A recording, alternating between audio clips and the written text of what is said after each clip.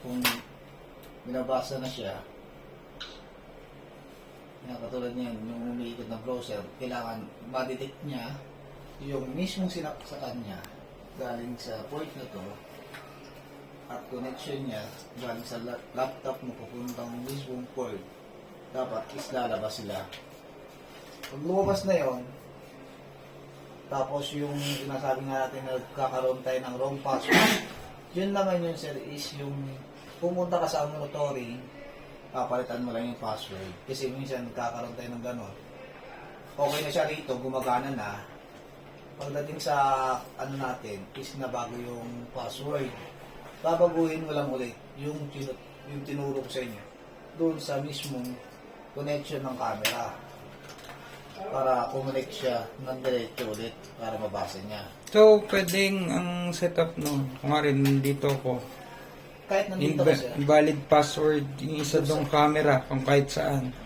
Na-detect niya dyan. pwede mo siya dito baguhin. Pwede dyan baguhin. Oo. So pagbago naman kasi ng ano natin sir, Pero 75 pa rin yun. ako 75 siya, Pero makikita mo siya rito, may something dyan ba? i-edit mo lang siya dito siya. Para pumasok, lagay mo lang ulit yung IP niya, tapos yung subnet, tapos yung mga gateway, lahat lang ito. Simple lang naman ilalagay mo lang naman yan. Yung 192.168.1, tapos sabihin natin 74, lalagay mo lang 74, 255, tapos yung .1 series natin, kasi naka .1 series tayo rito. Yun yung sinasabi natin na .1 series. Ngayon, pag nagbago yan sir, sa mismong monitoring natin, ang .1 series natin, ibig sabihin, may nagbago. Pinalitan yung connection ng lahat. Lahat yan is hindi gagana. Kung hindi babaguhin mo ulit sila, i-edit mo lahat yan, gagawin mong .2. Ngayon, pagka balik mo ulit sila sa .2, saka naman gagana ulit siya ng pagbago.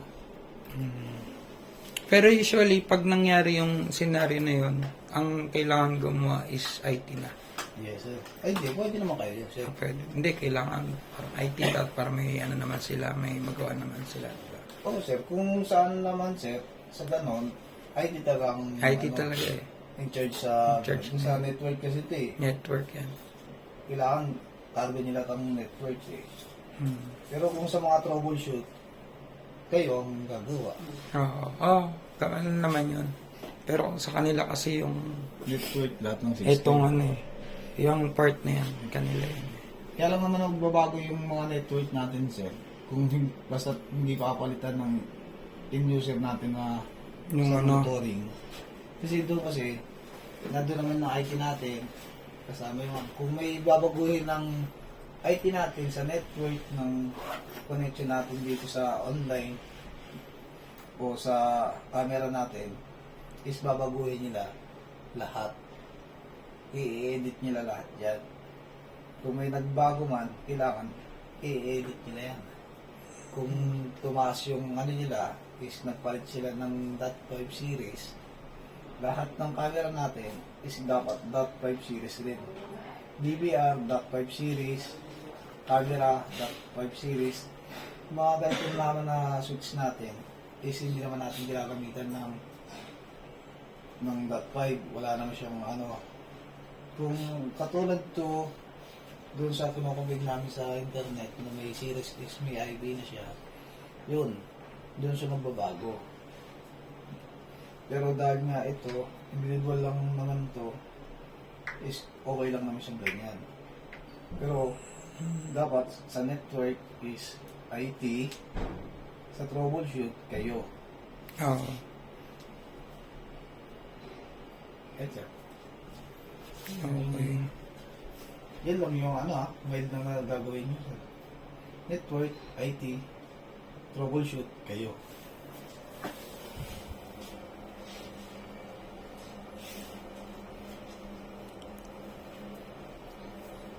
So, parehas na to sa ano eh.